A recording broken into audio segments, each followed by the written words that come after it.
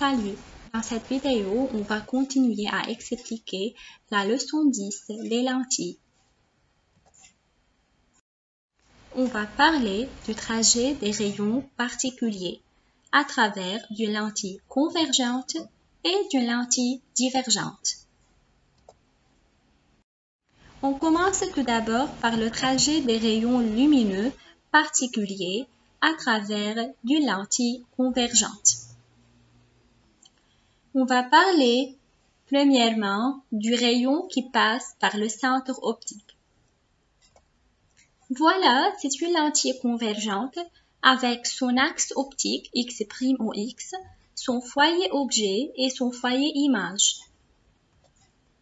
C'est le rayon incident qui passe par le centre optique O. Comment ce rayon va continuer son trajet? Puisque ce rayon passe par le centre optique, alors il continue son chemin sans déviation. Donc, tout rayon qui passe par le centre optique d'une lentille convergente continue son chemin sans déviation. Maintenant, on va parler du rayon qui est parallèle à l'axe optique. Voilà, c'est la lentille convergente. C'est le rayon incident qui est parallèle à l'axe optique. Tout rayon qui tombe parallèlement à l'axe optique émerge de la lentille en passant par le foyer image F'. Voilà, alors tout rayon qui tombe sur la lentille convergente parallèlement à l'axe optique, il va émerger de cette lentille en passant par le foyer image de la lentille.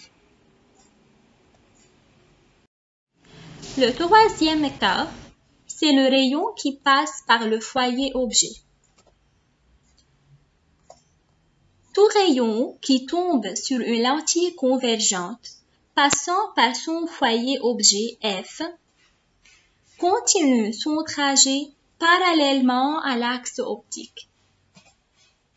Alors, n'importe quel rayon qui tombe sur la lentille en passant par le foyer objet, il émerge de la lentille parallèle à l'axe optique.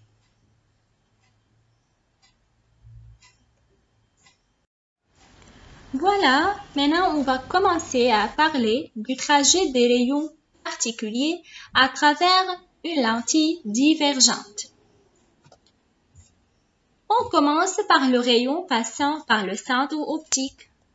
Voilà, c'est une lentille divergente avec son foyer image, son foyer objet, le centre optique O et l'axe optique X' ou X.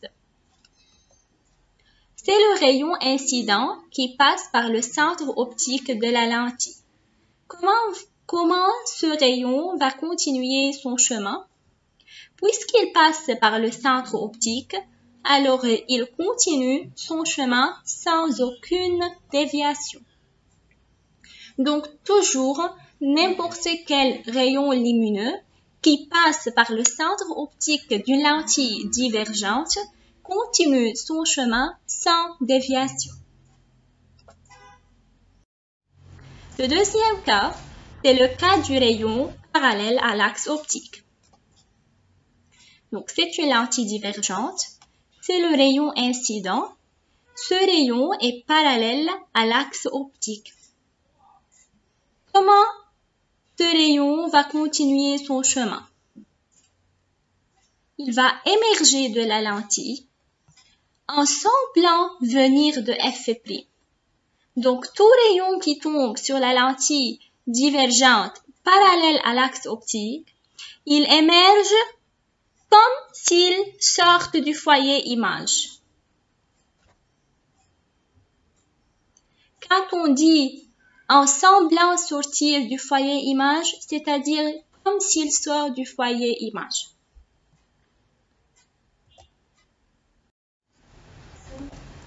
Voilà maintenant le troisième cas, c'est le cas d'un rayon dirigé vers le foyer objet. C'est une lentille divergente avec son foyer image, son foyer objet et son axe optique. Voilà, c'est un rayon lumineux qui est dirigé vers le foyer objet. C'est-à-dire, s'il continue son chemin, il va arriver au foyer objet. S'il a continué son chemin. Alors, on dit que ce rayon est dirigé vers le foyer objet. Tout rayon qui tombe sur une lentille divergente et il est dirigé vers le foyer objet, il émerge de cette lentille parallèlement à l'axe optique.